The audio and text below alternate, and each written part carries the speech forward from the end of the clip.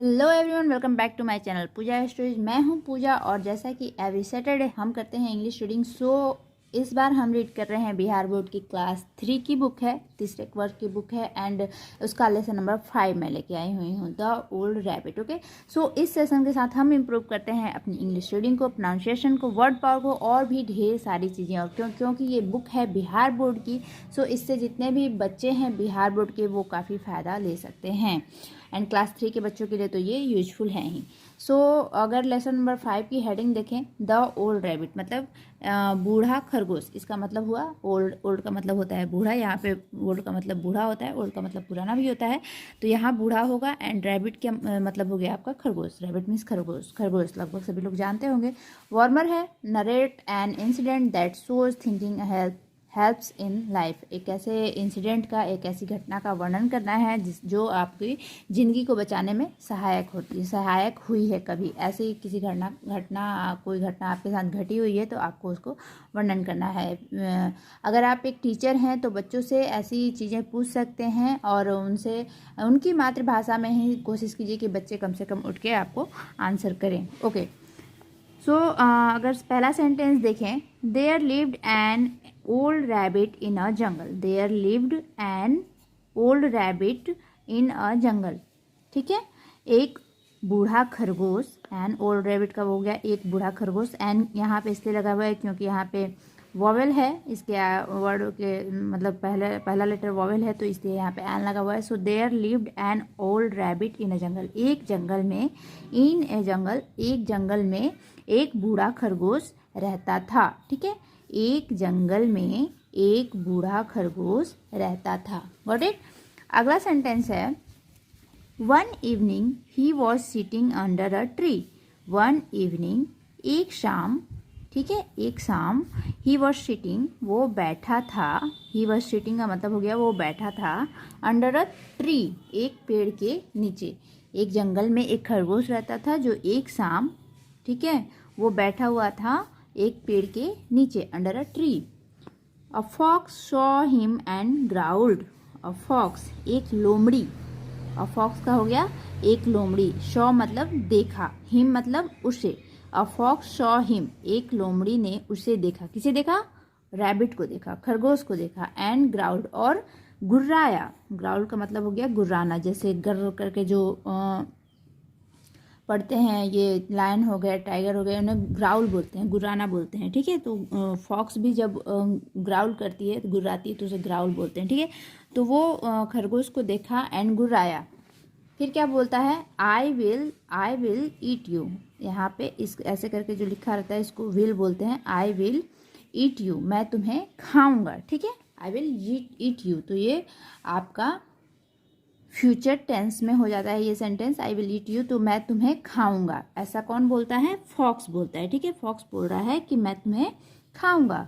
The old rabbit was frightened. The old rabbit was frightened but he did not show it.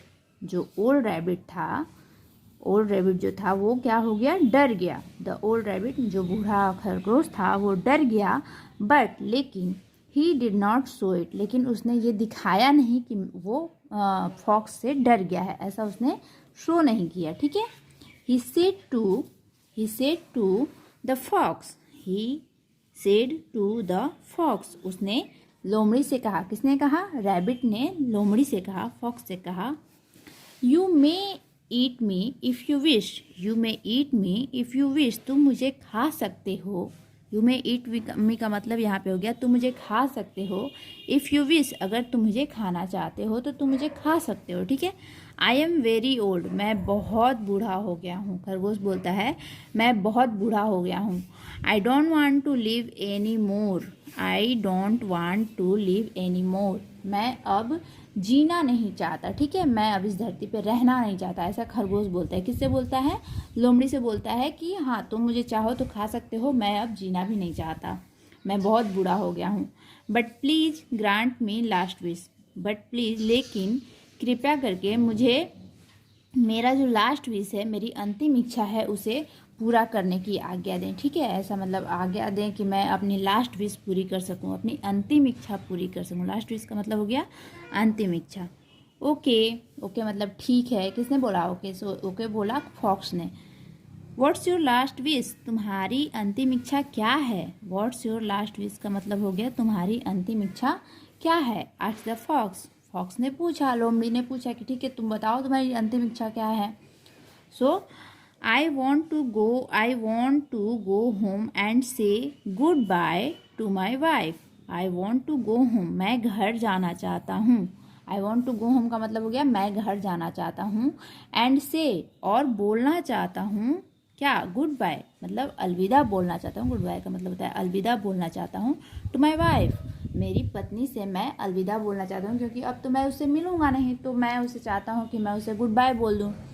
Said the rabbit, खरगोश ने कहा, खरगोश ने fox से कहा कि मेरी लास्ट विश यही है कि मैं घर जाना चाहता हूँ और अपनी पत्नी से गुड बाय बोलना चाहता हूँ। Okay, so both of them went together, तो क्या हुआ कि वो दोनों जो थे, बोथ ऑफ देम का मतलब हुआ दोनों साथ में, टुगेदर का मतलब एक साथ गए। कहाँ गए? खरगोश का जो घर था जहाँ पे, वहाँ दोनों साथ में गए। ठीक है। The rabbit went into the bro, जो रैबिट था वो अपने ब्रो में गया। ब्रो का मतलब होता है जहाँ जो रैबिट का घर होता है, जो रैबिट का बिल होता है उसे ब्रो बोलते हैं। सो रैबिट क्या हुआ कि अपने ब्रो में गया, अपने घर में गया। ओके, तो रैबिट का जो घर होता है वो काफ़ी छोटा होता है, लेकिन उसमें खरगोश तो चला जा सकता है, लेकिन फॉक्स उसमें जा नहीं सकता है, तो इसलिए रैबिट उसमें चला गया, खरगोश उसमें चला गया। The fox waited outside, the fox waited outside, तो जो लोमड़ी थी वो क्या क्या क्या किया उसने? वो आउटसाइड मतलब उसके घर के बाहर ही वो वेट करने लगा। खरगोश तो उसमें चला गया, बट लोमड़ी बाहर ही वेट करने लगी। ही वेटेड एंड वेटेड, उसने वेट किया और वेट किया। ठीक है, बहुत ज़्यादा इंतज़ार किया, फिर और इंतज़ार करता ही रहा। आफ्टर अ लॉन्ग वेट, एक लंबे इंतज़ार के बाद, after a long wait, he shouted, he shouted, कौन साउटेड? फॉक्स साउटेड, फॉक्स चिल्लाया। साउट का मतलब होता है चिल्लाना, तो फॉक्स साउटेड, ही साउटेड मतलब कि लोमड़ी जो था वो चिल्लाया, old rabbit come out. Old rabbit मैंने बूढ़े खरगोश बाहर आओ। कम आउट का मतलब हो गया बाहर आओ। I have waited too long, I have waited too long का मतलब हो गया कि मैंने बहुत इंतजार कर लिया, अब बाहर आ जाओ, चिल्लाया जोर से fox. But there was no response, लेकिन कोई रिस्पॉन्स नहीं था, मतलब कोई भी आवाज़ अंदर से नहीं आई, कोई उत्तर नहीं आया, कोई रिस्पॉन्स नहीं आया, कोई प्रतिक्रिया नहीं आई। हुआ क्या कि खरगोश लोमड़ी को बेवकूफ़ बना के अपने घर में भाग गया था, अपने बिल में भाग गया था। ओके, तो ये था कि कभी आपकी जान पे बनाए, कभी आपकी जान को खतरा हो, आपकी ज़िंदगी को किसी चीज़ से खतरा हो, तो वहाँ घबराना नहीं चाहिए। डर तो लगता है बट घबराना नहीं चाहिए, वहाँ पे थोड़ा सा दिमाग लगा के काम करना चाहिए। मोरल ऑफ द स्टोरी यही थी। सो ये हमने पढ़ा द ओल्ड रैबिट क्लास 3 की बुक बिहार बोर्ड की। तो आई होप आपको स्टोरी अच्छी लगी होगी और मैंने जो कोशिश की है आपको समझाने की वो आपको समझ में आया होगा। अगर समझ में आया हो तो प्लीज़ लाइक कर दो, शेयर कर दो। चैनल पर नए हो तो चैनल को सब्सक्राइब कर लो, प्लस बेल आइकन को प्रेस कर सकते हैं, जिससे मेरे नए वीडियोज़ की नोटिफिकेशन आपको मिलती रहेगी। एंड वन मोर थिंग कि अगर आपको कोई सजेशन हो, कोई भी कमेंट हो, तो आप कमेंट बॉक्स में ज़रूर करें, जिससे मुझे भी पता चले कि हाँ मुझे और क्या क्या करना चाहिए। सो अगर इसके क्वेश्चन आंसर्स की ओर देखें तो थोड़ा सा मैं यहाँ पे शो करना चाहती थी कि जितने भी टीचर्स हैं, ऑल द टीचर्स और पेरेंट्स, जो भी माता पिता हैं या शिक्षक हैं सरकारी स्कूलों के बच्चों के, कम से कम तो जब बच्चे इस तरह की चीज़ें करते हैं, बुक में मैचिंग वगैरह करते हैं या फिर यहाँ पे आंसर राइटिंग करते हैं, तो उसको थोड़ा सा पेंसिल से करवाने की कोशिश करें। इससे क्या होता है, बहुत सारी चीज़ें जब बच्चे गलत कर देते हैं पेन से करके, तो वो इरेज नहीं कर पाते हैं और पूरी बुक गंदी हो जाती है। जैसे यहाँ पे बच्चे ने किया हुआ है।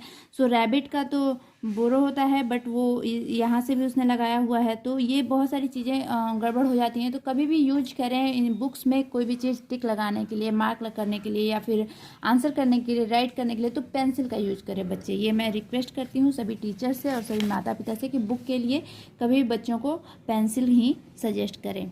ओके, तो ये था एक छोटा सा वीडियो मेरा इंग्लिश रीडिंग को लेके। आई होप आपको वीडियो अच्छा लगा होगा। सो मिलते हैं नेक्स्ट वीडियो में, तब तक के लिए सी यू, बाय।